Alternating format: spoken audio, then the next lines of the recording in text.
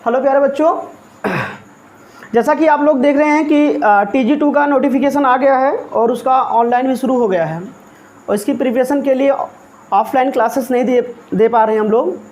तो topic wise छोटे छोटे वीडियोस में हम आपको उसके जो क्वेश्चंस आते हैं उस क्वेश्चन पर डिस्कस करेंगे और टॉपिक भी हम आपका रिवाइज करते रहेंगे, ठीक है।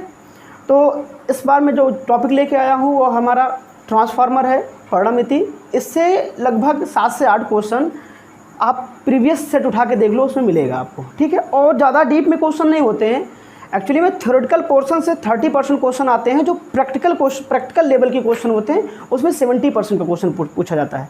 प्रैक्टिकल का मतलब क्या हुआ, जैसे उसकी कंस्ट्रक्शन के बेस पे, ठीक। थ्योरी तो कम पूछा जाएगा लेकिन कंस्ट्रक्शन ज़्यादा क्वेश्चन पूछता है, उसका यूज कहाँ पर होता है, ठीक है। उन सब पे बेस पे अच्छे अच्छे क्वेश्चन पुटअप किए जाते हैं। तो जो प्रैक्टिकल किए रहते हैं, जो अप्रेंटिस किए रहते हैं, जो उसके बारे में जानते हैं, वो वहाँ से क्वेश्चन को बता सकते हैं, क्योंकि ऐसे क्वेश्चन उसमें पूछा जाता है। तो चलिए थोड़ा सा टॉपिक लेके आए हैं आप लोगों के लिए, ट्रांसफार्मर, ठीक है।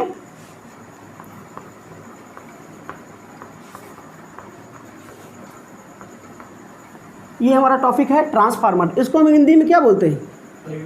परिणामिति।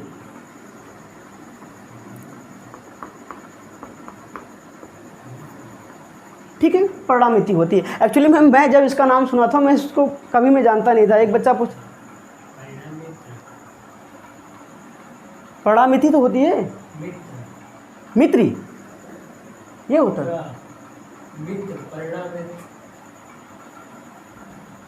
परिणामिति होता है ना, मित्र ये होता है, परिणामित्र है कि परिणामिति होता है? चलो कुछ भी होता होगा, ठीक है, परिणामिति होता है, ठीक।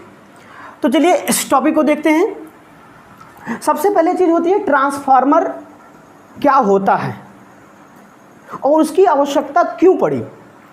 जब तक हम नहीं ये जानेंगे कि उसकी आवश्यकता पड़ी क्यों, तब तक उसका पढ़ने का पर्पस कंप्लीट नहीं होता है। तो ट्रांसफार्मर होता क्या है? सीधी सीधी बात है, एक आपकी डिवाइस होती है, स्थैतिक डिवाइस होती है,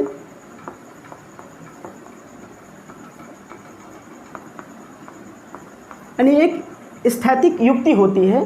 स्थैतिक का मीनिंग हो गया कि इसमें ऐसा कोई भी भाग नहीं है ट्रांसफार्मर में जो गति करेगा। सारे के सारे भाग क्या होते हैं? स्थिर होते हैं, इसलिए उसको स्थैतिक युक्ति बोलते हैं, ठीक। इसमें कोई भी ऐसा पार्ट नहीं है जो गति करे। जैसे आपका मोटर होता है, जनरेटर होता है, उसमें कुछ पार्ट होते हैं जो गति करते रहते हैं, ठीक है, तो उनको डायनेमिक डिवाइस बोलते हैं। और जो बिना गति किए वो स्थिर होते हैं, वो कोई पार्ट उनका गति नहीं करता, तो उसको हम स्थैतिक यानी स्टैटिकल डिवाइस बोलते हैं, ठीक है। तो ये एक क्या हो गया आपका स्थैतिक युक्ति है। सबसे पहली जरूरी की बात ये हो गई आपकी, ये स्थैतिक युक्ति है। अब देखते हैं कि इसमें होता क्या है। तो इसके थ्रू हम क्या करते हैं बेटा, हाई वोल्टेज को लो वोल्टेज में या फिर लो वोल्टेज को हाई वोल्टेज में कन्वर्ट करते हैं। क्या करते हैं?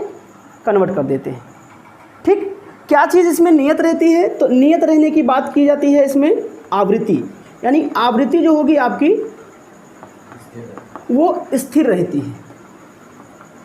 यानी आप अगर इसकी परिभाषा देने की कोशिश करें ट्रांसफार्मर की, तो ट्रांसफार्मर एक ऐसी स्थैतिक युक्ति है जो हाई वोल्टेज को लो वोल्टेज में या फिर लो वोल्टेज को हाई वोल्टेज में कन्वर्ट करता है, लेकिन उसकी आवृत्ति क्या होती है? नियत रहती है, यानी आवृत्ति में कोई चेंजिंग नहीं होता है।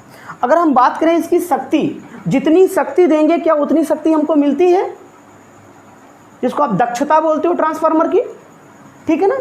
तो जितनी शक्ति हम देते हैं उतनी शक्ति हमको नहीं मिलती। लगभग इसकी दक्षता कितनी होती है? लगभग 95% आसपास में, या 98 आप बोल सकते हो, ठीक है ना, अप्रोक्सीमेट ये होता है। यानी अगर हमने 100 वाट की सप्लाई दी है, 100 वाट की, इसकी शक्ति 100 वाट है, तो हमको 90 वाट, 98 या 95 वाट मिलने वाला है, ठीक है। इतना ये मिलता है लगभग।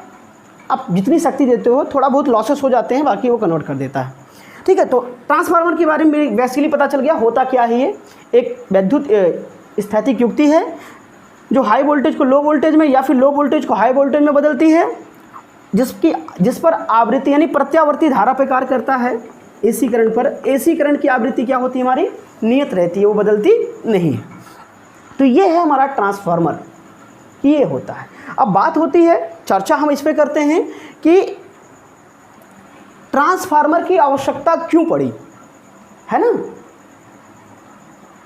वाई वी नीड ट्रांसफार्मर, इस पे डिस्कशन कर लेते हैं। तो देखिए, ट्रांसमिशन जहाँ होता है, डिस्ट्रीब्यूशन होता है, विद्युत ऊर्जा का सप्लाई जहाँ होता है, या डिस्ट्रीब्यूशन करते हैं या ट्रांसमिशन करते हैं। तो देखिए, एक हमारे पास क्या होता है, पावर प्लांट होता है। क्या होता है, पावर प्लांट होता है, ठीक। पावर प्लांट से बाद हमारे पास होता है सब स्टेशन। क्या होते हैं, सब स्टेशन होते हैं, विद्युत केंद्र, ठीक है ना। उसके बाद में हमारे पास क्या होते हैं, गांव होते हैं, शहर होते हैं, इंडस्ट्रियल एरिया होता है आपका, ये आपके हुए उपभोक्ता, ये हमारे उपभोक्ता होते हैं। यानी यहाँ पर बिजली बनाई जाएगी, कहने का मतलब है यहाँ पर विद्युत को हम बनाते हैं और उसको लगभग हमें कितनी दूर तक भेजना पड़ता है। आप ये देखिए, जो भी पावर प्लांट बनता है वहाँ से बिजली की सप्लाई हम लगभग 5000, 6000, 2000 किलोमीटर तक भेजना पड़ता है, ठीक है ना। यानी हमारे यहाँ पर देखिए, जितने भी NTPC हैं, टाटा है आपकी, वहाँ पर विद्युत का निर्माण होता है, नेपाल तक भेजते हैं ना वहाँ तक। तो देखिए, इतने दूर तक सप्लाई भेजी जाती है। और ये विद्युत की सप्लाई हम किसके थ्रू देते हैं, तार के थ्रू देते हैं ना भाई। यहाँ से पावर प्लांट से सप्लाई सब स्टेशन जाएगा, सब स्टेशन से सप्लाई कहाँ जाता होगा, उपभोक्ताओं के पास जाता होगा। उपभोक्ता का मतलब हो गया, गांव में सप्लाई जाएगी, शहर में सप्लाई जाएगी, जो आपकी कंपनी होगी, फैक्ट्री होंगी, वहाँ पर सप्लाई जाती है। तो जहाँ पर पावर प्लांट बनता है उनकी दूरी बहुत ज़्यादा होती है, और इनकी सप्लाई देने के लिए हमको किसका यूज करते हैं, यहाँ से हमारा तार यूज होता है, वायर, यानी वायर या केबल के थ्रू हम सप्लाई देते हैं। अब जो भी तार होता है, क्या उसका अपना रेजिस्टेंस होता है कि नहीं होता है। यानी कोई भी तार होगा, तार के पास क्या होता है, तार के पास होता है प्रतिरोध। क्या होता है, प्रतिरोध। अब प्रतिरोध क्या होता है आप जानते होंगे, नहीं तो मैं अगली वीडियो में इसको एक्सप्लेन कर दूंगा, ठीक है। प्रतिरोध कहा जाए तो एक ऐसी युक्ति है, ठीक है, ये ऐसी युक्ति होती है या जो विद्युत ऊर्जा को ऊष्मीय ऊर्जा में कन्वर्ट कर देता है। प्रतिरोध के ही कारण से हम विद्युत ऊर्जा को ऊष्मीय ऊर्जा में कन्वर्ट कर लेते हैं। जैसे आप बल्ब देखते हैं, बल्ब का अपना प्रतिरोध होता है, ठीक है ना। तो अब विद्युत ऊर्जा देते हैं तो ऊष्मा निकलता है, नहीं निकलता। अगर उसमें रेजिस्टेंस ना हो तो फिर लॉस कहाँ से हो पाएगा, है कन्वर्ट कहाँ से करेगा। हीटर देखते हो ना, हीटर का अपना क्या होता है, रेजिस्टेंस होता है। ये फैन चल रहा है, हीट हो जाता है तो रेजिस्टेंस के थ्रू हो रहा है, ठीक है ना। तो यानी जो भी तार का अपना रेजिस्टेंस होता है, उस रेजिस्टेंस के कारण तार क्या होगा, हीट होगा। अगर हीट होगा तो उसमें विद्युत ऊर्जा की खपत ज़्यादा होगी, ठीक है। अब सोचो, विद्युत ऊर्जा की खपत कब ज़्यादा होगी। मैं कहता हूँ, आपकी जो पावर होता है, पावर का फार्मूला होता है V/R, V/I होता है। एक तो ये होता है शक्ति का, दूसरा होता है प्यारे बच्चों ये V/R होता है, तीसरा क्या होता है पावर का, I² R। अब ध्यान से समझो इस चीज़ को, बहुत ध्यान से समझो। अगर हमें यहाँ पर प्रतिरोध का मान बढ़ जाए तो शक्ति का मान क्या होगा, कम हो जाएगा, क्योंकि दोनों में क्या है, दुश्मनी है। अगर एक दुश्मन बढ़ जाता है, दूसरा कमज़ोर हो जाएगा। अगर यहाँ पर प्रतिरोध का मान बढ़ जाता है तो शक्ति भी क्या हो जाएगी, बढ़ जाएगी। तो जिस तार में प्रतिरोध ज़्यादा दिखाया जाएगा, उसमें अगर करंट के थ्रू शक्ति निकालेंगे तो क्या आएगा, ज़्यादा लॉस हो जाएगा। और जिसमें अगर वोल्टेज के थ्रू निकालते हैं तो शक्ति का लॉस क्या मिलता है हमको, कम मिलता है। तो जब हम दूर भेजते हैं करंट को तो दो चीज़ों को देखते हैं, वोल्टेज और धारा को, शक्ति के रूप में। तो जब यहाँ पर हम ज़्यादा, अगर हमारा वोल्टेज होगा, अगर मान लो वोल्टेज अधिक है इस तार में वोल्टेज अधिक हो गया, अगर इस तार में वोल्टेज अधिक है तो बताओ शक्ति का मान ज़्यादा मिलने वाला है कि नहीं मिलने वाला है ना। और ये क्या, प्रतिरोध आपका रिवर्स में काम करेगा। ज़्यादा अगर हो जाएगा तो शक्ति हमको ज़्यादा मिलने वाली और कम मिलने वाली है। और अगर प्यारे बच्चों यहाँ पर हम करंट को ज़्यादा बढ़ा देंगे, करंट को ज़्यादा बढ़ा दें तो हमारी भी शक्ति देखिए मिल जाएगी। तो इसकी मीनिंग हो गई कि दूर स्थान तक भेजने के लिए हमें धारा के मान को क्या करना पड़ता है, कम करना पड़ता है। यानी अगर खूब दूर भेजना है तो उस तार में धारा की वैल्यू कम होनी चाहिए, वोल्टेज क्या होना चाहिए, अधिक होना चाहिए। तो अगर धारा कम होगी तो उसमें रेजिस्टेंस जो होगा वो कम लगेगा उसके लिए, यानी शक्ति का लॉस कम होगा। अगर शक्ति का लॉस कम होगा तो इसका मतलब हमारा जो सप्लाई है वो हमको मिल सकता है। ये जो 5% में हमको सप्लाई मिल रही है, थोड़ा बहुत लॉस होता है, बाकी हम अचीव कर लेते हैं वहाँ पर। तो ट्रांसफार्मर का मेन काम था कि एक स्थान से दूसरे स्थान तक विद्युत ऊर्जा को भेजने के लिए तार में होने वाली कमी को बचाया जाए। क्या किया जाए, एक स्थान से विद्युत ऊर्जा को दूसरे स्थान तक भेजने के लिए विद्युत शक्ति को बचाने के लिए हम किसका उपयोग करते हैं, ट्रांसफार्मर का उपयोग करते हैं। ठीक है ना, ट्रांसफार्मर का उपयोग करते हैं। अगर यही ट्रांसफार्मर आपका ना हो, डायरेक्ट सप्लाई आप भेजो वहाँ पर, तो हमारे उस जो तार के थ्रू आएगा उस तार में इतना रेजिस्टेंस हो जाएगा, जितनी सप्लाई भेजे हो सकता है उसकी आधी या उससे ज़्यादा उसी तार में ख़त्म हो जाए, यानी मिलने वाले को कुछ ना मिले, बहुत थोड़ा मिलेगा। ये फ़ैन वगैरह आपके बहुत स्लो चलेंगे। ठीक है ना। तो ट्रांसफार्मर का मेन उपयोग किया गया है कि यहाँ पर जब हम एक ट्रांसफार्मर लगा देंगे तो ये लो वोल्टेज को हाई वोल्टेज में कन्वर्ट कर देगा। ये हमारा पावर प्लांट हो गया। क्या हो गया हमारा, पावर प्लांट। यहाँ पर ट्रांसफार्मर जो लगाएंगे वो लो वोल्टेज को हाई वोल्टेज में करेगा। जब हाई वोल्टेज होगा तो करंट क्या होगा आपका, करंट आपका लो रहेगा इसमें। अब जब करंट लो रहेगा तो इसमें प्रतिरोध के कारण हानि क्या होने वाली है, यानी शक्ति क्षय कम होने वाली है। यानी यहाँ से यहाँ तक हमको बहुत कम करंट पर और हाई वोल्टेज पे सप्लाई मिल जाती है। पुनः एक ट्रांसफार्मर हम यहाँ लगा लेते हैं अपना, जो सब स्टेशन होता है, उस सब स्टेशन में जब हम ट्रांसफार्मर लगा लेंगे अपना एक, तो ये उसको क्या करेगा, हाई वोल्टेज को लो वोल्टेज में कन्वर्ट कर देता है। ठीक। तो जो सब स्टेशन में से दूसरा होता है उसमें जो सप्लाई जाती होगी, यहाँ पर हाई करंट रहती है। करंट क्या रहती है इसमें, हाई करंट रहता है। अब यहाँ से जब गांव में भेजा जाता है, गांव के लिए, तो फिर हम क्या यूज करते हैं, हाई लो वोल्टेज को किस में बदलने वाला, हाई वोल्टेज में बदलने वाला ट्रांसफार्मर यूज करते हैं। तो अब यहाँ से जो गांव में सप्लाई जाती है वो हाई वोल्टेज पर आती है। किस पे आती है, हाई वोल्टेज पर। अब किसी गांव में सप्लाई जा रही होगी या शहर में सप्लाई जा रही हो तो उस गांव के बाहर भी एक ट्रांसफार्मर लगाया जाता है। आप लोगों ने देखा होगा गांव के बाहर ट्रांसफार्मर लगा होता है। तो ये उस गांव के बाहर एक ट्रांसफार्मर लगा लेते हैं। ये क्या करता है, पुनः हाई वोल्टेज को लो वोल्टेज में कन्वर्ट कर देता है, यानी हमको यहाँ पर धारा अधिक मिलती है। लगभग कितने एम्पियर धारा मिलती है घरों में, 5 है ना, हाँ लगभग मिलती है कि नहीं मिलती है। कहता नहीं वो फ्यूज तार कितने एम्पियर का होता है, कितने, ठीक है ना। तो हाँ 1 से 2 एम्पियर जो भी लगाया जाता हो। ठीक है। तो यहाँ पर देखिए हमको करंट ज़्यादा मिलता है, वोल्टेज क्या करते हैं हम लोग, कम कर देते हैं। इससे क्या होता है, सप्लाई जो भी हो रहा है, यानी हम ऊर्जा ह्रास को कम करते हैं। ट्रांसफार्मर का मेन उपयोग, सबसे ज़्यादा जो उद्देश्य है उसका उपयोग करने का, कि विद्युत ऊर्जा शक्ति का क्षय कम हो, बस यही एक इसका मेन पर्पज़ है। इसी पर्पज़ को आप सोचो, लगभग 2-2, 4-4 हज़ार किलोमीटर सप्लाई भेजी जाती है, सब तार के थ्रू जाते हैं। और हीटर में देखो तार लगा होता है, कितना लाल हो जाता है, कितनी ऊर्जा खा लेता है, ऊष्मा निकलने लगता। और सोचो एक जहाँ से पावर प्लांट लगा हुआ है, जहाँ से विद्युत बनता है, और गांव तक भेजने में कितना लंबा तार लगता होगा, कितनी ऊर्जा का लॉस हो जाए। ऐसे कितने तार लगे हुए अपने इस देश में, तो बहुत सारी ऊर्जा तो लॉस हो जाती होंगी। तो उन ऊर्जा को लॉस कम होने पाए, यानी ऊर्जा का ह्रास कम हो पाए, इसके लिए हमने क्या यूज किया है, ट्रांसफार्मर। तो ये बात समझ में आ गई, ट्रांसफार्मर का यूज क्यों किया हमने, यानी विद्युत ऊर्जा, यानी पावर प्लांट से उपभोक्ता तक सप्लाई देने के लिए, ताकि विद्युत ऊर्जा का ह्रास कम हो। तो आप बताइए, इस प्रकार से ट्रांसफार्मर कितने प्रकार के होते हैं, इसी में देखिए खुद पता चल गया। 2 कितने प्रकार के होते हैं, 2 ट्रांसफार्मर 2 प्रकार के होते हैं। एक तो देखिए लो वोल्टेज को किसने कर दिया, हाई वोल्टेज में किया, यहाँ का क्या कर दिया। अगर क्वेश्चन पूछा जाए पावर प्लांट से जो सप्लाई दी जाती है सब स्टेशन को, तो पावर प्लांट में वहाँ पर कौन सा ट्रांसफार्मर यूज किया जाएगा, स्टेप अप ट्रांसफार्मर यूज करेंगे। स्टेप अप का मतलब अप माने बढ़ाना होता है, यानी यह लो वोल्टेज को हाई वोल्टेज में कर दिया, यानी स्टेप अप कर दिया है। ठीक है ना। अगर पूछा जाए कि पावर प्लांट से जो सब स्टेशन में लाइट कनेक्शन बिजली आती है उसको किस ट्रांसफार्मर पे लिया जाता है? स्टेप डाउन पे लिया जाता है।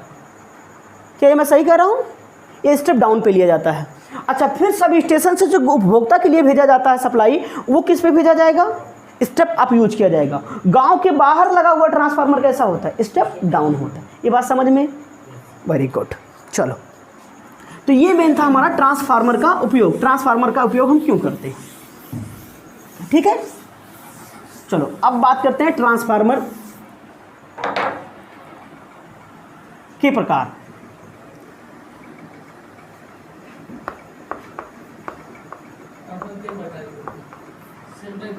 ना, कोर कितने टाइप की होती है ये सब बताऊंगा मैं, ठीक है। कोर कितने टाइप की होंगी उस पर बताऊंगा, उस टाइप से ट्रांसफार्मर बनता है।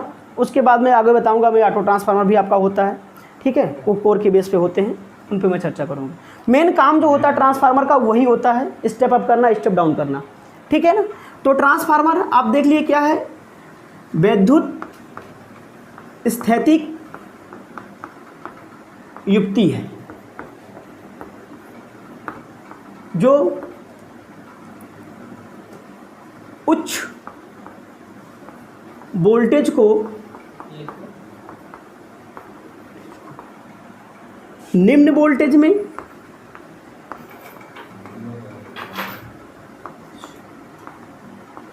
या निम्न वोल्टेज को उच्च वोल्टेज में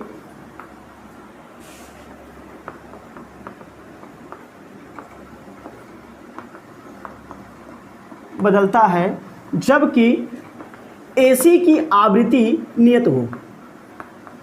आवृत्ति नियत रहती है बेटा।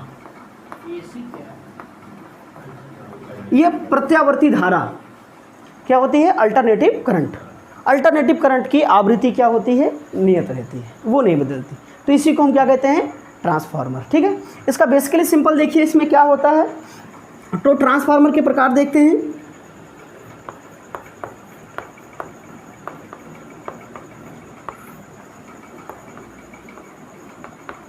ट्रांसफार्मर के प्रकार अभी मैं कोर के बेस पे नहीं बता रहा हूँ, केवल वोल्टता के आधार पर बता रहा हूँ। वोल्टता के आधार पर ट्रांसफार्मर कितने प्रकार के होते हैं? 2 होते हैं। वो कौन कौन से होते हैं? Step up and step down होते हैं, ठीक है। इनको हम क्या बोलते हैं? ऊंचाई, ठीक है, ऊंचाई ट्रांसफार्मर, और इसको बोलते हैं अपचयी ट्रांसफार्मर, ठीक है। बात समझ में आ गई? तो ये आपके हो गए। ये किसके आधार पर मैंने बताया है? वोल्टता के आधार पर ट्रांसफार्मर कितने प्रकार के होते हैं? तो 2 प्रकार के। अभी मैं आगे बताऊंगा आपको कोर के आधार पर क्या होंगे। तो कोर के बेस पे जो होंगे अलग अलग होंगे, लेकिन मेन काम क्या होगा? वो स्टेप डाउन करना या फिर स्टेप अप करना। काम वो चेंज होने वाला नहीं होता। Very good, very good. चलो, इतना समझ में आ गया आप लोगों को? क्लियर हो रहा है? तो क्वेश्चन अभी तो इसका बहुत अच्छा अभी आएगा, इसका रेशियो वगैरह बताऊंगा मैं अच्छे से। ये थोड़ा सा अब इसकी संरचना पे आ जाते हैं, देखते हैं। जो बेसिक संरचना है मैं उस पर डिस्कशन करता हूँ। उसके बाद में इसके जितने भी पार्ट होते हैं सारे पार्टों को डिस्कस करूँगा कि कौन कौन से पार्ट होते हैं, ठीक है। जो मेन काम होता है ट्रांसफार्मर में उसका 3 होता है प्यारे बच्चों। उसको मैं दिखा देता हूँ आपको। ट्रांसफार्मर पर अगर डिस्कशन किया जाए, सिंपल लैंग्वेज में बता दे रहा हूँ आपको। अभी इसके पार्ट के बारे में बाद में डिस्कशन करूंगा, ठीक है। ये आपकी कोर है। क्या है? कोर, जिसको आप क्रोड बोलते हो, ठीक है ना, ठीक। और यहाँ पर आपकी लगी होती क्या? इसको हम कुंडली बोलते हैं या वाइंडिंग बोलते हैं, ठीक है ना, या कॉइल भी बोलते हैं इसको। ये आपका बना हुआ है, ठीक है।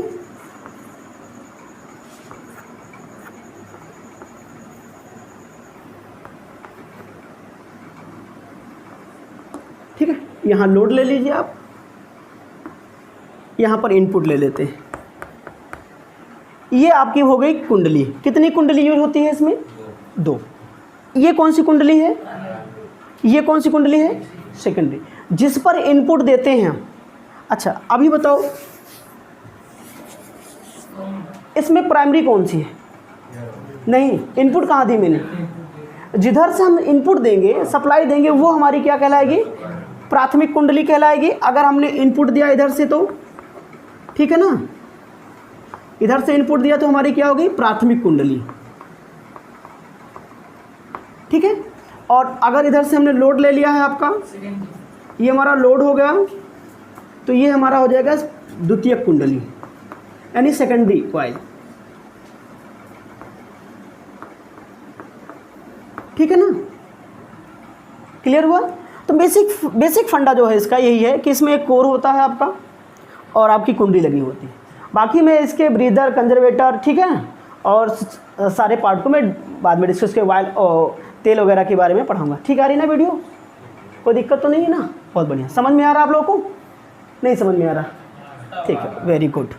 चलो, तो इसको हम बोलेंगे प्राथमिक कुंडली, इसको हम क्या बोलेंगे? द्वितीयक कुंडली। याद रखिए इसमें फेरों की संख्या को किससे लिखेंगे? N1 से। और इसमें फेरों की संख्या किससे लिखते हैं? यानी जो फेरे लगाए गए हैं तार के, इसी को बोलते हैं फेरों की संख्या, number of turn off wire. ठीक है। और इसको N2 से दिखाया गया है।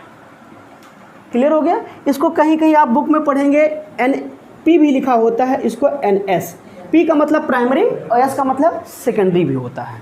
ठीक है, ये NS। अच्छा, क्या दोनों कॉइल में फेरों की संख्या समान होती है? अगर हम बोलें N1 not equal to N2, दोनों में फेरों की संख्या कभी समान नहीं। अगर बाई चांस समान कर दी जाए तो हाँ, जितने का हम इनपुट करेंगे उतने हमको आउटपुट मिलेगा। ठीक है ना, जितने का इनपुट करेंगे उतने आउटपुट मिलेगा, लेकिन शक्ति में कुछ कमी आ जाएगी क्योंकि इसका कुछ अपना लॉसेस होता है। ठीक है, शक्ति में कुछ चेंजिंग आ जाएगी। ठीक है, अगर हम ऐसा करते हैं तो हमें ट्रांसफार्मर बनाने का कोई मेन उद्देश्य नहीं मिलने वाला है। तो हम मेन क्या करते हैं बच्चा कि इसमें फेरों की संख्या क्या करते हैं? अलग अलग करते हैं। अच्छा ये बताओ आप, किस में फेरों की संख्या ज़्यादा होती है? प्राइमरी में नहीं, वो डिपेंड करेगा कि हमारा ट्रांसफार्मर कौन सा है। सपोज करो मैं इसको कहता हूँ स्टेप अप है। क्या है ये? स्टेप अप ट्रांसफार्मर है। अगर ये स्टेप अप हो गया यानी अप का मतलब ज़्यादा वोल्टेज देगा, तो अगर जिधर ज़्यादा लेना है इधर इसका मतलब स्टेप अप का काम क्या करेगा? ये लो वोल्टेज को किस में कन्वर्ट करने वाला है? लो वोल्टेज को कन्वर्ट करेगा आपको ये हाई वोल्टेज में। हाई मतलब उच्च, उच्च मतलब अधिक। तो जिधर अधिक मिल रहा होगा उधर फेरों की संख्या क्या मिलेगी? अधिक मिलेगी। क्लियर हो गया? तो यानी इसमें अगर स्टेप अप ट्रांसफार्मर में बात करूं तो N1 is less than N2 होगा, यानी ये आपकी फेरों की संख्या यहाँ पर क्या हो जाएगी? आपकी ज़्यादा हो जाएगी। ये बात समझ में आ गई? अभी मैं उसको बताऊंगा, डिफाइन करूंगा, लेकिन ये देखिए कि दोनों में फेरों की संख्या एक नहीं होती, एक जैसी नहीं होती, दोनों में अलग अलग होती है। ठीक है, विशाल समझ में आ रहा है बेटा? ठीक है, ओके। अब देखिए अगर यहीं पे मैं बात करूं, स्टेप डाउन की बात करूं, बेसिक क्वेश्चन पूछ लेता है यूपीपीसीएल। ठीक है, बदतमीजी करता है बच्चों के साथ बहुत, ये बदतमीजी हमें बर्दाश्त नहीं है। आप लोग लड़िए, मैं आपका गुरु, आप मेरे योद्धा हो। ठीक है ना, आप लड़िए, इस बार सस्सो आपका। ठीक, चलिए, तो ये आपका हाई वोल्टेज को किस में कन्वर्ट करने वाला है? लो वोल्टेज में। और लो वोल्टेज का मतलब होता है प्यारे बच्चों क्या? कम। लो का मतलब क्या होता है? तो इसमें फेरों की संख्या क्या मिलने वाली है? Very good. यानी इसमें हमको जो मिलने वाली है N1 में ज़्यादा रहेगी, N2 में क्या होने वाली है? कम। याद रखिए इस चीज़ को। ठीक, यानी इसमें फेरों की संख्या हमको क्या मिलने वाली है? ज़्यादा मिलेगी, इसमें फेरों की संख्या कम मिलेगी। तो यहाँ से क्वेश्चन मैं बता रहा हूँ, बेसिक कंस्ट्रक्शन से जो क्वेश्चन पुटअप करता है ट्रांसफार्मर का, प्रिंसिपल से लेकर और वहाँ तक सारे क्वेश्चंस मिलते हैं। ठीक है, बहुत छोटे छोटे क्वेश्चंस आते हैं इसमें। तो ये चीज़ें समझ में आ गया कि इसमें इसके कंस्ट्रक्शन में मेनली है क्या? कोर हो गई, कुंडली हो गई, बाकी जो अभी अदर उसको मेंटेन करने के लिए जो भी पार्ट लगते हैं उनके बारे में हम पढ़ेंगे अच्छे से। ठीक है, चलिए, एक चीज़, इतनी बात समझ में आ गई ना हमको ट्रांसफार्मर के बारे में, इतनी चीज़ें होती हैं। चलो बताओ बच्चा पार्टी, इस कॉइल को और भी क्या बोलेंगे? अगर मान लो ये स्टेप अप है, ये मान लीजिए कौन सा ट्रांसफार्मर है आपका? स्टेप अप है, तो इसमें वोल्टेज अधिक होगा कम? तो इसको क्या बोलेंगे? Low voltage coil. क्या बोलेंगे इसको? और इसमें वोल्टेज ज़्यादा होगा तो इसको क्या बोलेंगे? Very good. यानी इसी को हम दूसरे नाम से भी बोल सकते हैं, लो वोल्टेज कॉइल या high voltage coil. Low voltage coil हमेशा क्या बताएगा आपको? जो लो वोल्टेज कॉइल होगी उसमें हमेशा क्या होता है? लो वोल्टेज रहेगा। और जो अधिक हाई वोल्टेज कॉइल होती है उसमें हमेशा हाई वोल्टेज रहेगा। सपोज कर लो ये हमारे पास एक ट्रांसफार्मर है, ऐसे बताओ, ये एक ट्रांसफार्मर बना दिया मैंने बेसिकली। तो यहाँ पर मैं कहता हूँ हाई वोल्टेज है, यहाँ पर हमको लो वोल्टेज है। तो बताओ फेरों की संख्या किस में ज़्यादा है? हाई वोल्टेज में, क्योंकि यहाँ हाई है इसलिए फेरों की संख्या यहाँ पर ज़्यादा। ये लो वोल्टेज कॉइल। तो ये कन्फर्म है, जिस फेरे में कॉइलों की संख्या ज़्यादा होती है यानी टर्न की संख्या ज़्यादा होती है उसको हम क्या बोलेंगे? High voltage. और जिसमें कम होगी उसको हम क्या बोलेंगे? Very good. चलो अब बताओ बच्चा पार्टी, एक चीज़ हमको ये बताओ, ये हमारा कोई ट्रांसफार्मर है, ये कॉइल हो गई, ये भी कॉइल हो गई। यहाँ पर मैंने लिखा हाई वोल्टेज, इसमें मैंने लिखा लो वोल्टेज। जरा बताओ प्राइमरी कॉइल कौन सी है? जब तक इनपुट नहीं प्राइमरी सेकेंडरी आप नहीं बता सकते। पॉइंट को नोट करिए, इस समय आप नहीं बता सकते प्राइमरी ये है सेकेंडरी ये है, ठीक है? क्वेश्चन कंफ्यूज कर देता है। अभी आप इसमें भी नहीं बता सकते कि किसमें कौन सी प्राथमिक कुंडली है, कौन सी द्वितीयक कुंडली है। लेकिन ये कन्फर्म है, इसमें फेरों की संख्या अगर ज़्यादा है, वोल्टेज ज़्यादा है या फेरों की संख्या ज़्यादा है तो हाई वोल्टेज कॉइल है, और उसमें फेरों की संख्या कम है तो उसमें, अगर यूपीपीएससी यही क्वेश्चन पूछता है कि किसी ट्रांसफार्मर के हाई वोल्टेज में फेरों की संख्या होती है कम अधिक दोनों के बराबर, इनमें से कोई नहीं, अधिक होती है। अगर वो बोले कि किसी ट्रांसफार्मर के हाई वोल्टेज में फेरों की संख्या होती है प्राथमिक कुंडली द्वितीयक कुंडली, ठीक है ना, प्राथमिक कुंडली द्वितीयक कुंडली, तो क्या बताओगे आप बता ही नहीं सकते। जब तक आप इनपुट नहीं लगाओगे तब तक प्राथमिक द्वितीयक आप डिफाइन नहीं कर सकते। प्राथमिक और द्वितीयक तभी बता सकते हैं जब आप इनपुट देते हो। बिना इनपुट के प्राथमिक और द्वितीयक कुंडली को आप डिफाइन नहीं कर सकते। But high voltage low voltage को बिना सप्लाई के बता सकते हो, ये लो वोल्टेज है, ये हाई वोल्टेज कॉइल है, क्योंकि जिसमें फेरों की संख्या ज़्यादा मिलेगी आप बता सकते हो ये कभी भी लगाया जाए किसी भी रूप में, चाहे वो स्टेप अप के केस में लगाया जाए चाहे स्टेप डाउन के केस में, जिसमें फेरों की संख्या ज़्यादा है वहाँ वोल्टेज क्या मिलने वाला है आपको? हाई वोल्टेज मिलने वाला है। ये बात समझ में आ गई? अच्छा, ट्रांसफार्मर को अगर उल्टा कनेक्शन कर दें तो क्या हो जाएगा? वो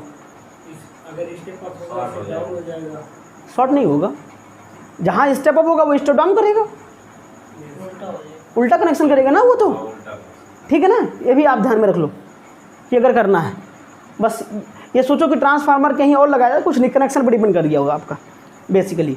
ठीक, इतनी बात समझ में आ गई high voltage low voltage coil के बारे में? बहुत बढ़िया। चलो बच्चा पार्टी मेहनत करते रहो, ठीक है? कंप्यूटर की क्लास हम दे देंगे आप लोगों को, ठीक है? अच्छी खासी क्लास दे देंगे, बस मेहनत करते रहिए, विकास दुबे मत बनिएगा, ठीक है? आप लोग शिवांशु दुबे बनिए। आज मैंने वीडियो में इसका नाम ले लिया, खुश हो गया होगा कि सर ने हमको अमर कर दिया, ठीक है? संतोष जी आपका भी नाम ले लेते हैं, विशाल जी आपका भी ले लेते हैं, और जय निषाद राज पार्टी तो जिंदाबाद है ही है। चलो कोई बात नहीं। अब हम बात करते हैं बेटा ट्रांसफार्मर का प्रतीक, इसको शॉर्टकट में टीएफ लिखते हैं, ट्रांसफार्मर का प्रतीक। क्या प्रतीक होता है बेटा इसका? सिंबल क्या होता है ट्रांसफार्मर का? तो ऐसे कॉइल बना देते हैं, ठीक? ये बताओ इसमें हाई वोल्टेज कॉइल कौन सी है और ये कौन सी है? अच्छा संतोष जी आप बताइए प्राइमरी कौन सी है? सप्लाई दे तब, सप्लाई देने, बहुत बढ़िया, यही डाउट कर क्लियर होना चाहिए आप लोगों का। क्या ये ट्रांसफार्मर है? अभी क्रोड नहीं लगाया गया। अगर अच्छा क्या ये ट्रांसफार्मर का सिंबल है? ये भी ट्रांसफार्मर है, लेकिन इसके बीच क्रोड नहीं लगा है। बात समझिए इस चीज़ को, इसके बीच क्रोड नहीं लगाया गया। अगर ये क्या है? क्या ये ट्रांसफार्मर का सिंबल हो गया? क्यों? चाहे भाई सिंगल लाइन लगाओ, डबल लाइन लगाओ, ट्रिपल लाइन लगाओ, कोई भी लाइन खींच दो, लाइन सिर्फ ये बताती है कि आप यहाँ पर क्रोड का यूज किया है। ये 2 लाइनें इसलिए खींच देते हैं क्योंकि आपके पास दोनों कॉइल अलग अलग क्रोड पे लगी, मतलब क्रोड पे लगी होती है, ठीक है ना, इसलिए इस पे लगा देते हैं। सिंबल आपका ये हो गया ट्रांसफार्मर का। एक बार जब यूपीपीसीएल में इंटरव्यू होता था पहले जब, तो ये क्वेश्चन पुटअप किया गया था कि अगर कोई ये क्या है, किसी बच्चे से पूछा गया ये क्या है, कहीं सर ट्रांसफार्मर है, कहीं सर अब बताओ, कहीं सर ये 2 फेज ट्रांसफार्मर या 3 फेज ट्रांसफार्मर, ऐसा नहीं। ये बंदे ने बोला, फिर बोला उसने अच्छा ये क्या हो गया, बोला सर सिंगल फेज ट्रांसफार्मर है। किसी कोई मीनिंग नहीं है, कुछ भी नहीं लगाया गया, इसका मतलब इसमें क्या हो रहा है, क्रोड नहीं यूज की गई है, ठीक है, इसमें क्रोड यूज की गई है। बात समझ में आ गई? इसका मतलब ये जो कॉइल लगी है क्रोड के ऊपर लगाई, यानी किसी चीज़ पे लगाया गया। अच्छा, क्रोड कैसी होती है, पटलित होती है। कैसी होती है, पटलित, लेमिनेटेड होती है। लेमिनेटेड क्यों की जाती हैं, शॉर्ट सर्किट ना होने पाए, क्या होने ना पाए, शॉर्ट सर्किट ना होने पाए। ईडी करंट लॉसेस क्या होता है, ईडी करंट लॉसेस को कम, अभी सब डिस्कस करूंगा इस चीज़ को, ठीक है। तो ये हो गया हमारा ट्रांसफार्मर का प्रतीक। मैंने बता दिया आपको कि कभी आप कोई पूछ भी ले, बिना डबल लगा दो, ट्रिपल लगा दो, तो आप कन्फ्यूज ना हो इस पर, ठीक है। ये हमारा हाई वोल्टेज कॉइल हुई गई और ये क्या हो गई, लो वोल्टेज कॉइल हो गई, ठीक है। समझ में आ रहा है? चलो अब बात करते हैं ट्रांसफार्मर का सिद्धांत क्या होता है, ठीक है। Working principle of transformer, what is the working principle of transformer. Transformer का कार्य सिद्धांत क्या होता है, किस सिद्धांत पे कार्य करता है, अन्योन प्रेरण के सिद्धांत पे कार्य करता है। किस सिद्धांत पे कार्य करता है, ये अन्योन प्रेरण के सिद्धांत पे कार्य करता है, ठीक है बेटा। या इसको क्या बोलते हैं हम, पारस्परिक, ठीक है, अन्योन प्रेरण या पारस्परिक प्रेरण बोलते हैं इसको, या फिर म्यूचुअल इंडक्शन, क्या बोलते हैं, म्यूचुअल इंडक्शन, इंग्लिश में इसको म्यूचुअल इंडक्शन बोलते हैं। इसी का एक नाम और है, सह प्रेरण भी बोला जाता है, ठीक, कन्फ्यूज मत होइएगा, ये कहीं भी आ जाए। अच्छा, कहीं अगर ये ऑप्शन में दे जाए कि फैराडे के वैद्युत चुंबकीय प्रेरण के सिद्धांत पर, फैराडे के वैद्युत चुंबकीय प्रेरण के सिद्धांत पर, ठीक है ना। तो अगर ऑप्शन में आता है कि फैराडे के वैद्युत चुंबकीय प्रेरण के सिद्धांत पे कार्य करता है, तो देखिए जो प्राइमरी कॉइल होती है, आप लोग को बहुत बेसिक नहीं बताया गया होगा, जब भी पढ़े होंगे आपको, ये ट्रांसफार्मर हुआ हमारा, ये ईपी ट्रांसफार्मर हुआ। जब भी यहाँ से हम इनपुट देते हैं ना, इनपुट सप्लाई दिया जो हमने इधर से, तो इधर हमारा लोड हो जाएगा, ठीक। तो जब भी यहाँ पर जब जाता है तो यहाँ पर पहले सेल्फ इंडक्शन होता है, क्या होता है, सेल्फ इंडक्शन होता है इसमें। फिर इस कॉइल में क्या होता है, म्यूचुअल इंडक्शन होता है। तो पहली कॉइल में जो होती है जिसमें हम सप्लाई देते हैं, उस कॉइल में हमारा स्व प्रेरण की घटना होती है, ठीक। और दूसरे कॉइल में किसकी घटना होती है, म्यूचुअल। तो हमको आउटपुट कहाँ से मिल रहा है, हमारा आउटपुट सेकंड से मिल रहा है ना, इसलिए हमको कौन सा इंडक्शन चाहिए, म्यूचुअल इंडक्शन चाहिए। क्लियर हो गया।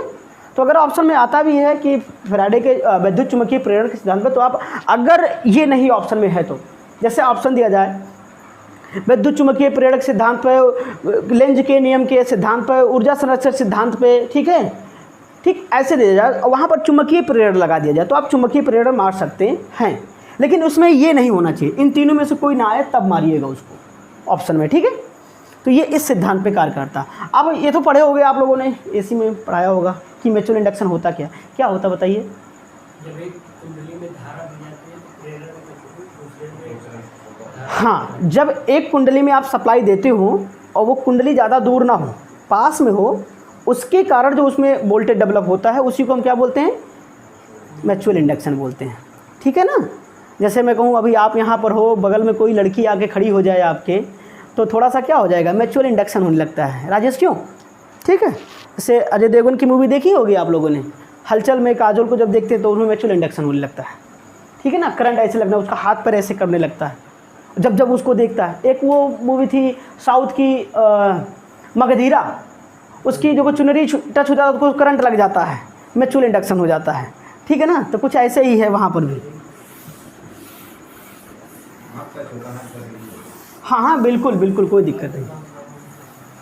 तो ये बेसिकली हमारा क्या था, ट्रांसफॉर्मर। अब ट्रांसफार्मर में देखते हैं कि ट्रांसफार्मर का हमने प्रिंसिपल पढ़ा दिया आपको। ट्रांसफार्मर क्या होता है, प्रिंसिपल पढ़ा दिया, उससे कुंडली के बारे में पढ़ा दिया, कार्य। ये जो मैं बता रहा हूँ क्वेश्चन डायरेक्ट यहीं से पूछता है, मैं अदर मटेरियल एक्सप्लेन ही नहीं कर रहा हूँ। जो कहानी टाइप की होती है सबको बताने कोई मतलब नहीं है। जहाँ से क्वेश्चन पुटअप करता है मैं उस पर चर्चा कर देता हूँ। यहाँ से क्वेश्चन पुटअप करता है। एक इसका होता है परिणामितीय अनुपात। क्या होता है? ट्रांसफार्मर रेशियो होता है। ट्रांसफार्मर रेशियो क्या होता है, देखिए ध्यान से। ये अगर हमारा ट्रांसफार्मर हो गया,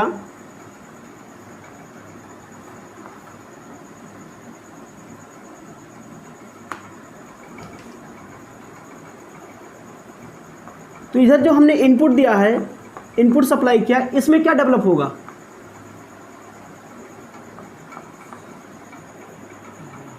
इसमें जो ईएमएफ डेवलप होगा E1, और इसमें जो ईएमएफ डेवलप होगा E2। जो भी वोल्टेज यहां डेवलप होता है, ये हमारा लोड हो गया। ठीक है ना। तो जो आपका E2 अपॉन E1 का जो रेशियो होता है, इसी को हम क्या बोलते हैं, ट्रांसफार्मर रेशियो बोलते हैं इसको। ठीक है, इसको हम ट्रांसफार्मर रेशियो बोलते हैं, या परिणामितीय अनुपात।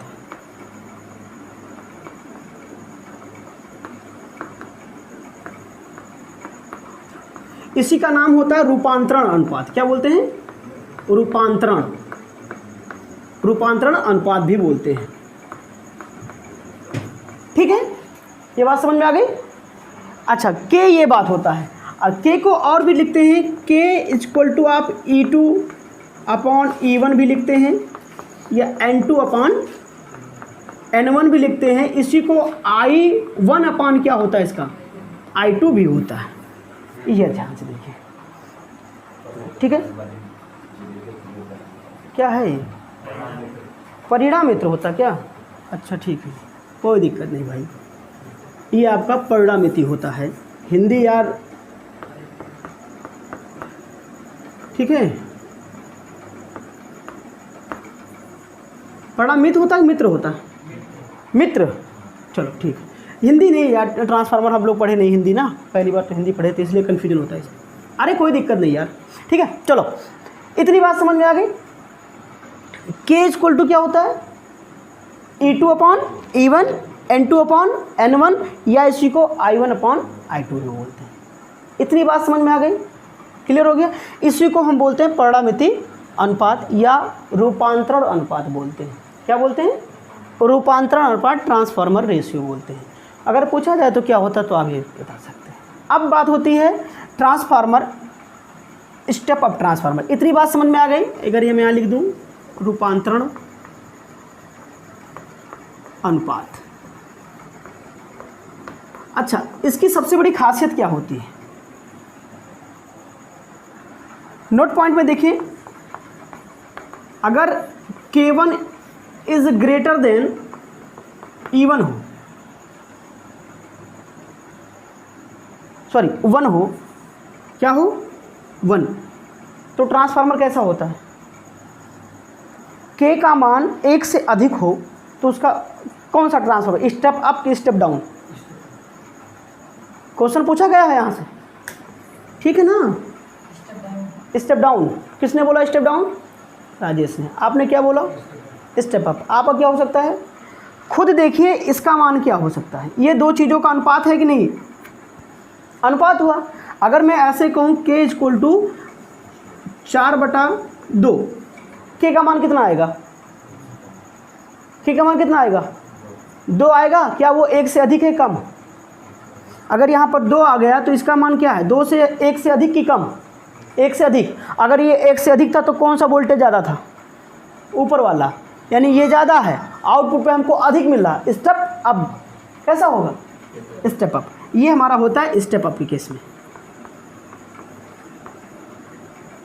यानी स्टेप अप ट्रांसफार्मर के लिए परिणामीय अनुपात क्या होता है, ग्रेटर देन 1 होता है। ठीक है, ये हमारा पहला नोट पॉइंट था आपका। अगर मैं कहूँ कि k इज लेस देन 1 हो जाए, 1 से छोटा हो जाए, तो स्टेप डाउन होता है। स्टेप डाउन ट्रांसफार्मर के लिए बात करेंगे।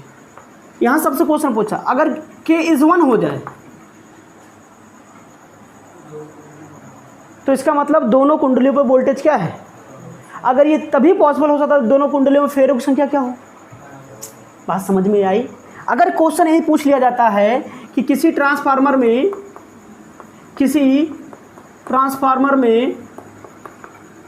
k इक्वल टू 1 है, तब पहला क्वेश्चन ऑप्शन बनेगा N1 ग्रेटर, ये हो जाएगा, दूसरा हो जाएगा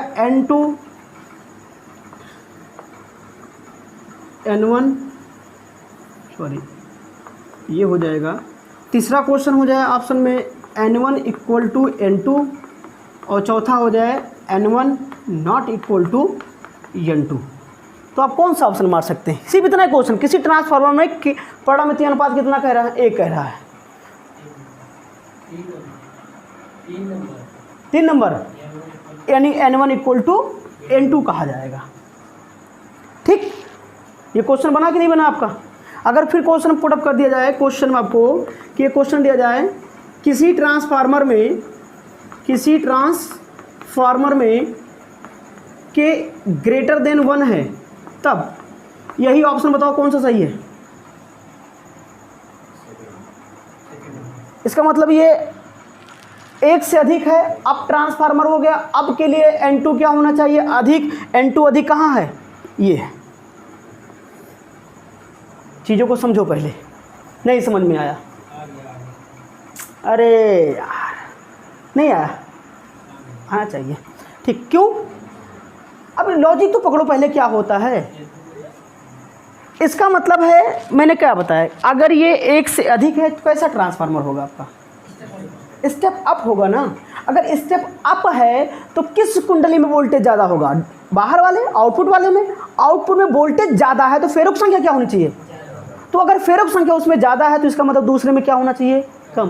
पहले में 1 में N1 कम होगा, N2 क्या होगा आपका ज़्यादा, यानी सेकेंडरी और ये प्राइमरी। बात समझ में आई, वहीं से पकड़ते हैं लॉजिकली।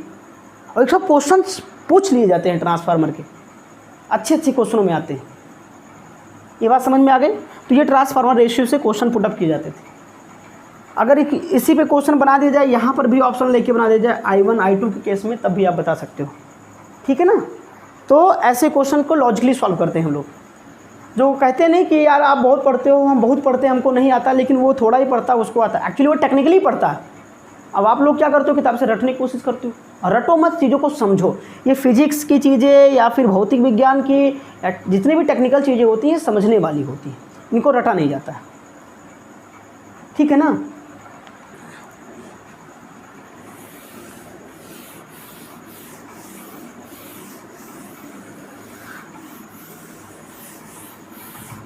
तो ये हमारा ट्रांसफार्मर हो गया कि परिणामीय अनुपात होता है। ठीक।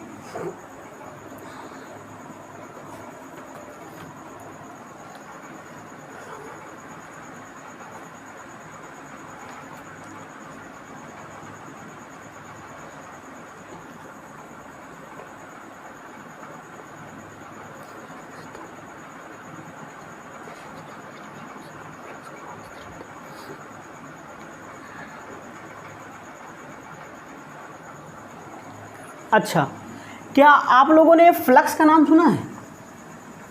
चलिए अब हम थोड़ा पढ़ा देते हैं चुंबकीय फ्लक्स के बारे में, ताकि आप समझिए इसको। चुंबकीय फ्लक्स,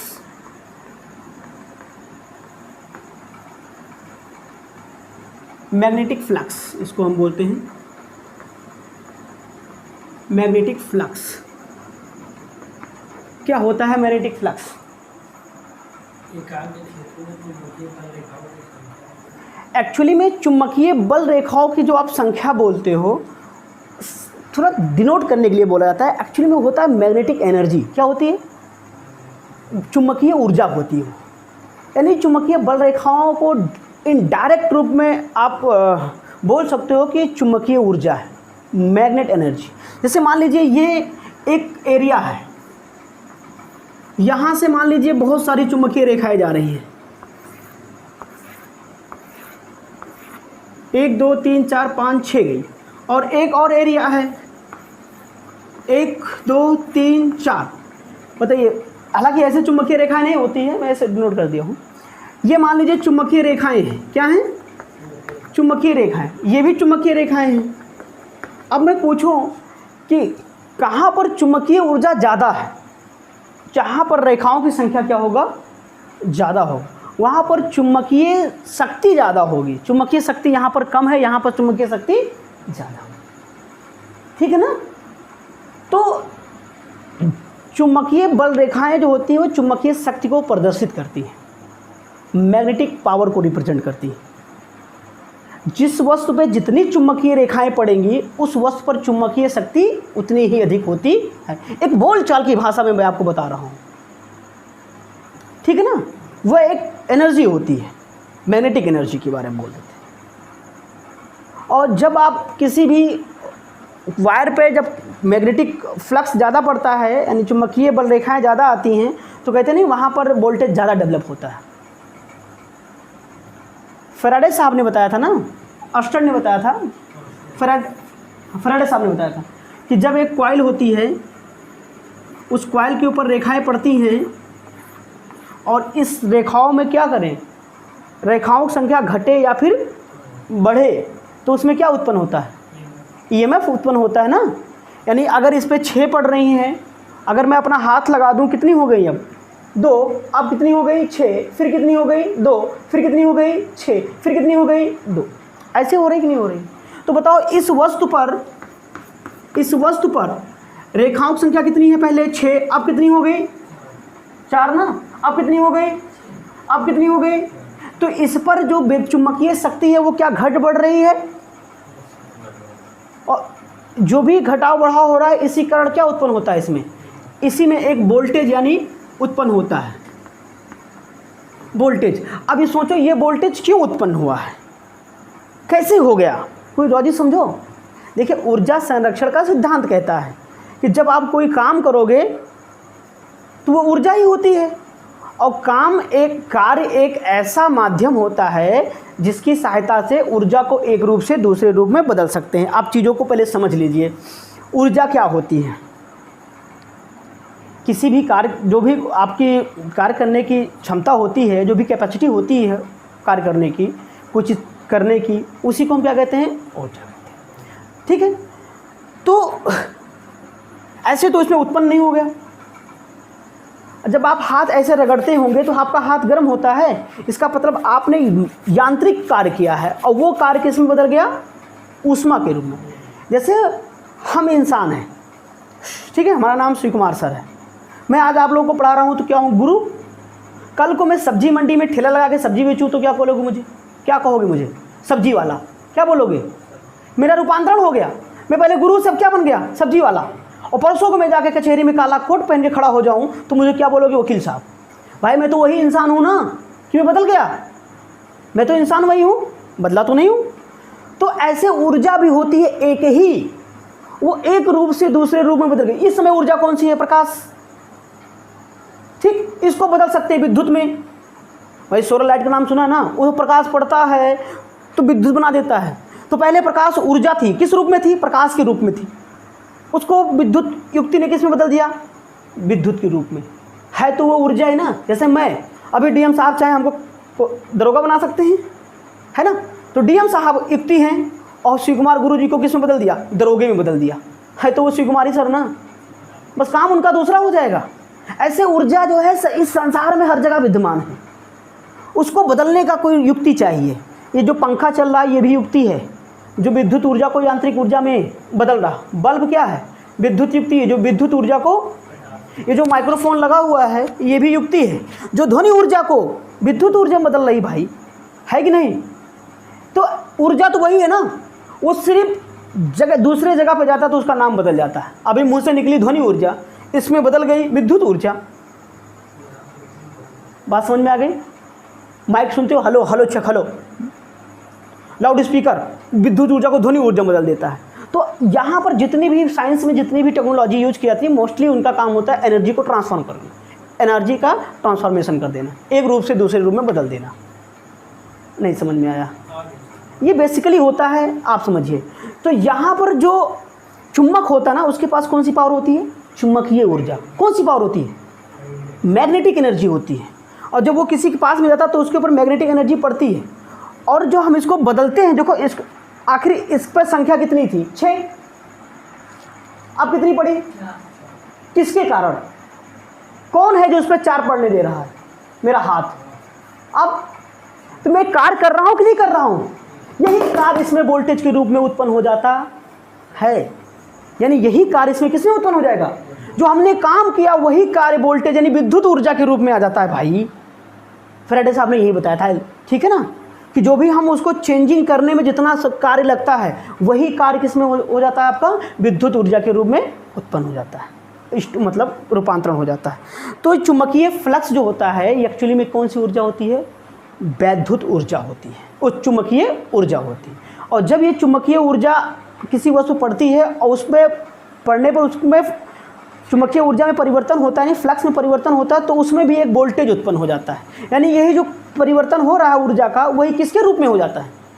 इसीलिए जनरेटर बना पाते हैं हम लोग भाई, इसलिए पंखा उंखा चल रहा है।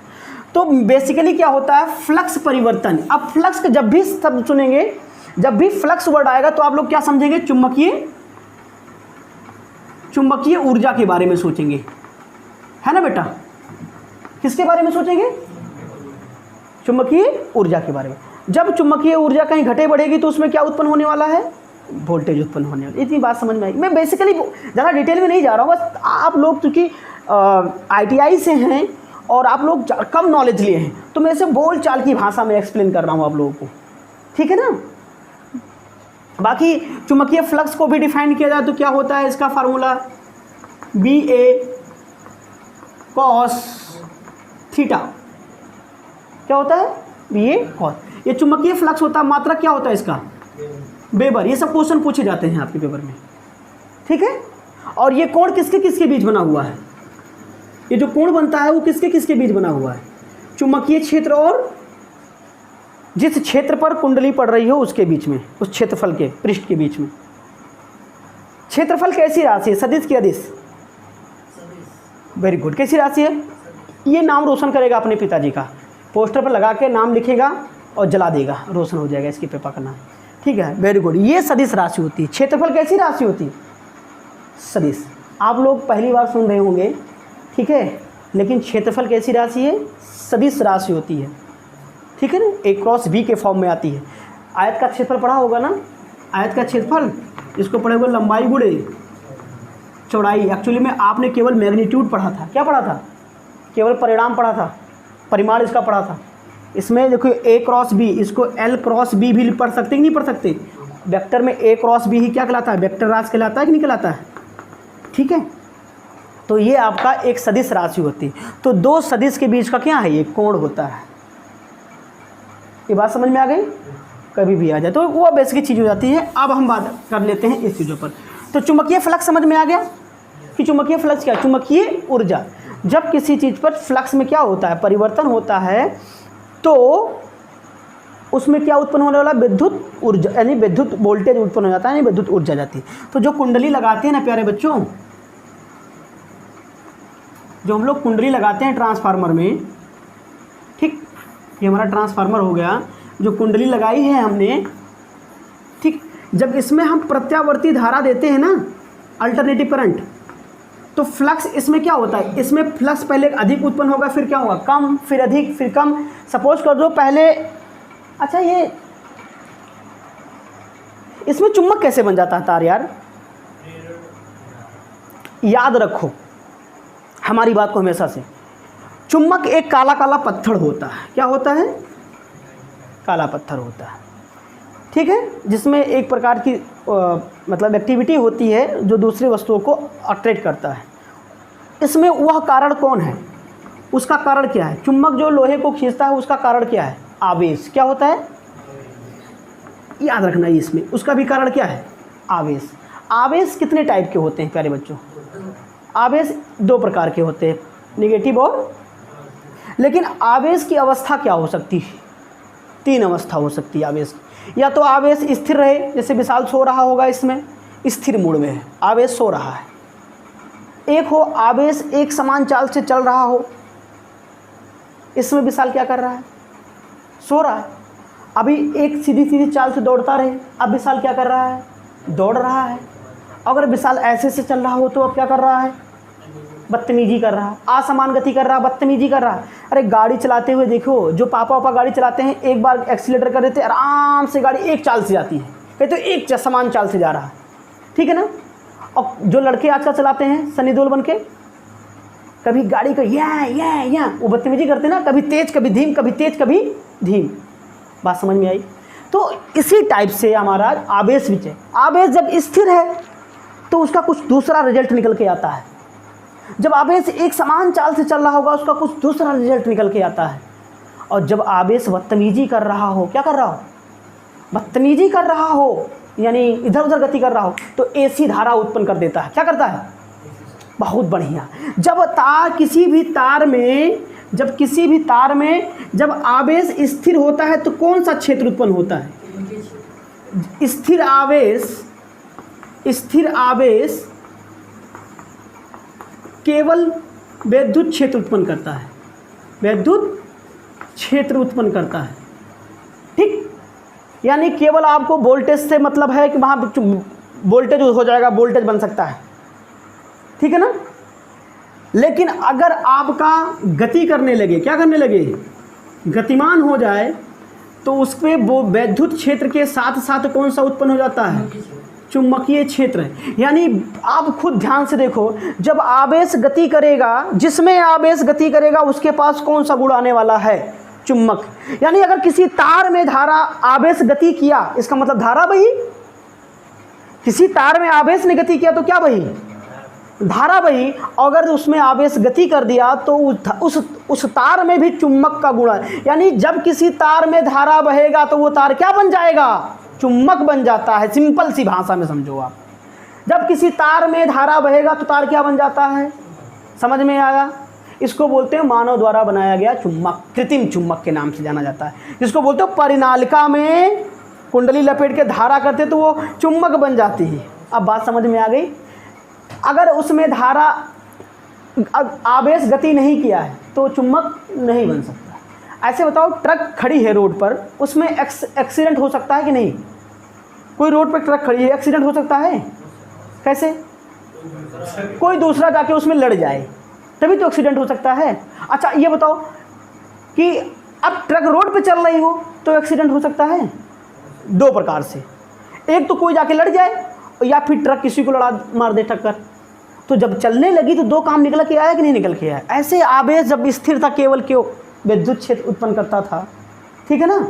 और जब ये गति करने लगा तो कितने उत्पन्न करने लगता? दो। यानी उसके पास वोल्टेज विभवांतर के साथ साथ चुंबक का भी गुण होता है, लोहे को आकर्षित करने की भी क्षमता उत्पन्न हो जाती है। आप बेसिक चीज़ों को पढ़िए, तब ये सब ट्रांसफार्मर वगैरह जनरेटर मोटर समझ में आता है, जब तक इसको नहीं पढ़ते हैं। लेकिन मुझे बताना पड़ता है जब इन चीज़ों को मैं पढ़ाता हूँ बच्चों को, तो ये समझ में आया कि यहाँ। अच्छा मैं कहूँ अगर प्रत्यावर्ती धारा चल रही, इसका मतलब आवेश कैसा चल रहा होगा?